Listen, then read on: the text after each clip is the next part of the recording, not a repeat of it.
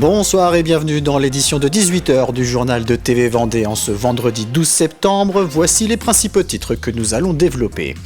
Plusieurs associations dénoncent les modalités d'apprentissage du français pour les personnes étrangères. Le collectif Le Français pour toutes et tous demande le retrait du projet de formation linguistique 100% en ligne. Autres associations et autres combats, celui mené contre les panneaux publicitaires illégaux. Plusieurs actions sont menées par Paysages de France et l'Association pour la protection du paysage de la Vendée. Et puis un an après les Jeux paralympiques de Paris 2024, comment se porte le handisport dans notre département? Les objectifs ont-ils été tenus en termes d'effectifs et de moyens? La réponse dans ce journal. Il y a un peu moins de 9 mois, le 20 décembre 2024, Samira Hatif, 47 ans, était tuée par balle par son ex-mari devant son domicile à Saint-Jean-de-Mont où se trouvaient ses enfants. Ce samedi, ses proches organisent une marche blanche en sa mémoire. Le départ est prévu à 16h devant l'école de la plage. C'est là que Samira Hatif travaillait en tant qu'agent d'entretien. Après le mouvement Bloquons tout de mercredi, une autre journée de mobilisation est annoncée le jeudi 18 septembre. Si certains syndicats n'avaient pas souhaité se joindre aux actions du 10 septembre, ils seront cette fois tous représentés. Ce jeudi, les représentants syndicaux vendéens se sont rassemblés à La Roche-sur-Yon pour préparer cette journée de manifestation. CFDT, CGT, FO, Solidaire, UNSA, FSU, CFE-CGC et CFTC sont unis autour d'un mot d'ordre, tous ensemble contre le budget du gouvernement. La réforme des retraites et une taxation des plus hauts patrimoines restent également dans leur viseur. On a prévu 3 mobilisations, 2 le matin, dont à Fontenay à 10h et au Sable d'Olonne à 11h. Alors, donc, les lieux sont Place de Verdun pour Fontenay-le-Comte et Place de la Liberté pour les Sables d'Olonne. Ensuite, il y aura La Roche-sur-Yon à 14h. Donc au boulevard Sully, où on fera une manifestation, où on partira vers les flâneries et on redescendra vers le boulevard Sully. Il y a un budget austéritaire qui est proposé. Nous, on propose en fait une répartition des richesses. Concrètement, la taxe Zuckman, par exemple, semble une alternative viable. On porte encore et toujours la réforme des retraites, le retrait de la réforme des retraites, bien entendu, et ça n'a toujours pas été entendu. On représente les travailleurs, les travailleuses.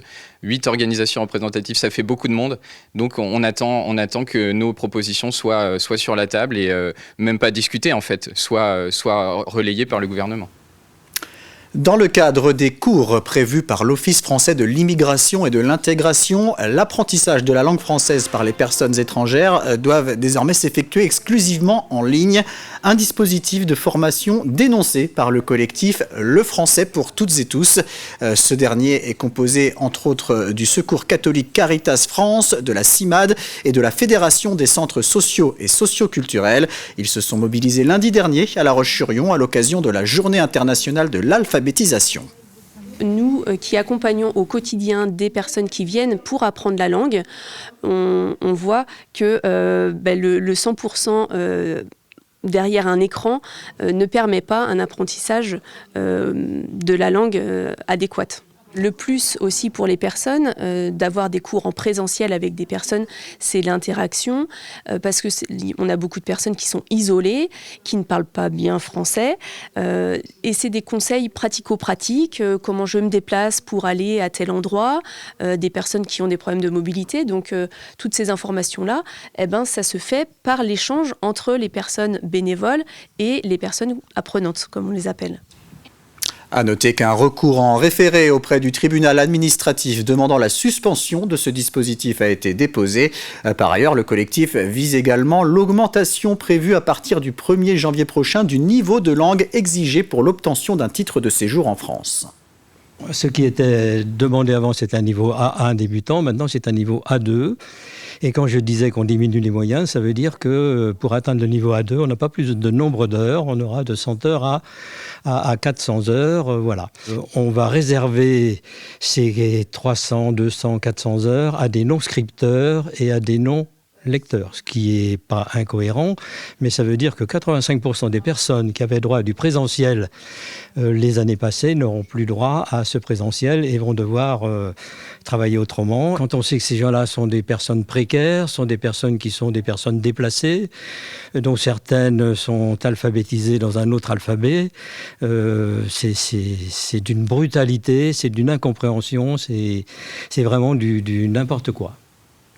Ils peuvent être de petite ou grande taille, carrés, rectangulaires et même lumineux pour certains. Les panneaux publicitaires sont nombreux un peu partout sur les bords des routes. Leur taille et leur lieu d'implantation doivent respecter une réglementation très précise. C'est ce à quoi veille l'association Paysages de France. Les quelques 1000 adhérents répartis dans toute la France traquent les installations publicitaires illégales. En Vendée, ils sont soutenus par l'APP, chez l'association pour la protection du paysage, qui n'hésite pas à bâcher certains panneaux. Reportage Florian Wozniak et Louise Viadger. C'est une nouvelle opération coup de poing symbolique organisée par l'Association nationale Paysages de France et l'APP Vendée. L'objectif du jour, bâcher les deux côtés de ce panneau publicitaire de 12 mètres carrés, situé illégalement sur le bord de la route, reliant Labardemont et Beauvoir-sur-Mer. Par exemple, ce panneau, il pourrait y avoir à la place un petit panneau de 1,5 mètre carré indiquant huîtres de Vendée, tel producteur, première à droite. Ça, c'est tout à fait possible, c'est légal. Hein, c'est pour la promotion des produits du terroir. Mais ce genre de choses-là est totalement interdit.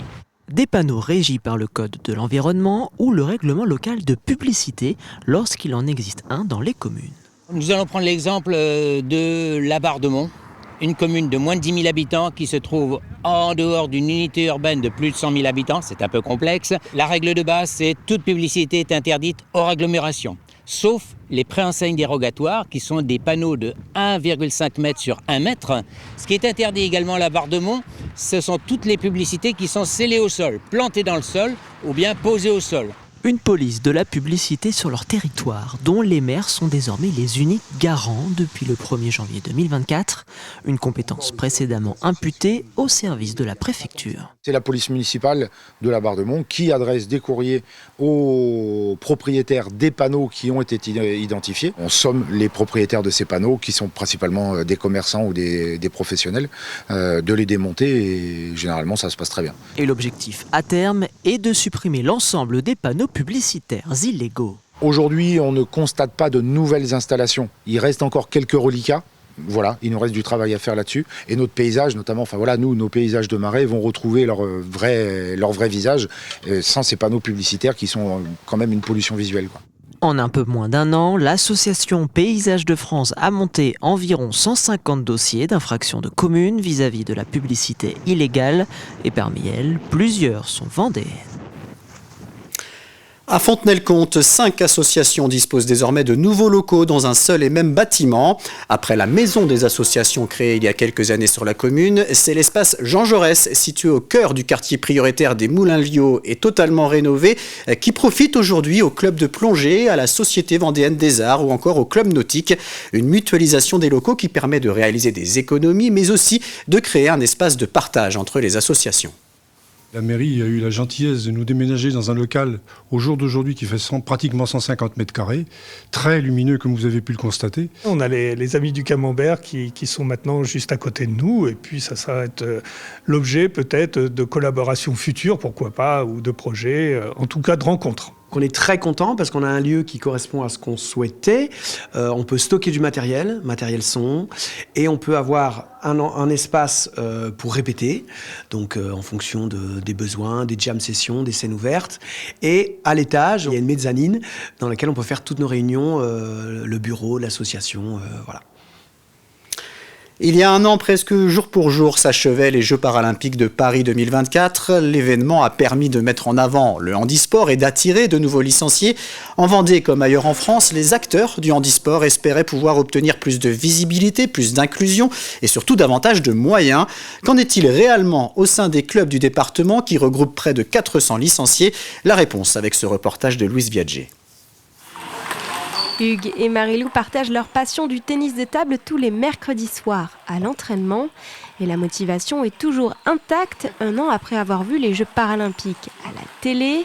Une véritable fierté pour eux. Ça a fait beaucoup avancer des choses par rapport au milieu du handicap.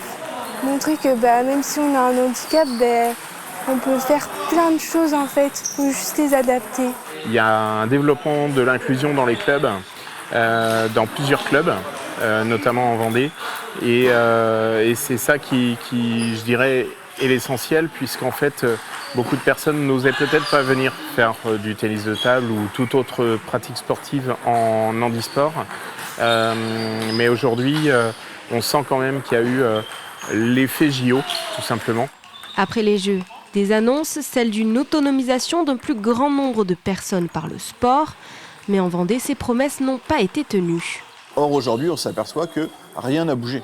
On a eu ces discours, on a eu une demande, mais on ne peut pas la satisfaire parce qu'on n'a pas les moyens pour le faire.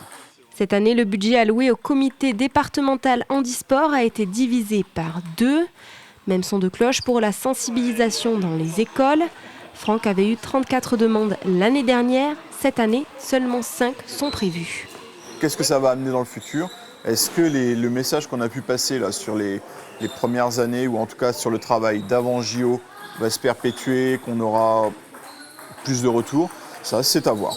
En tout cas, moi j'invite quand même les établissements à continuer ce besoin de sensibilisation générale.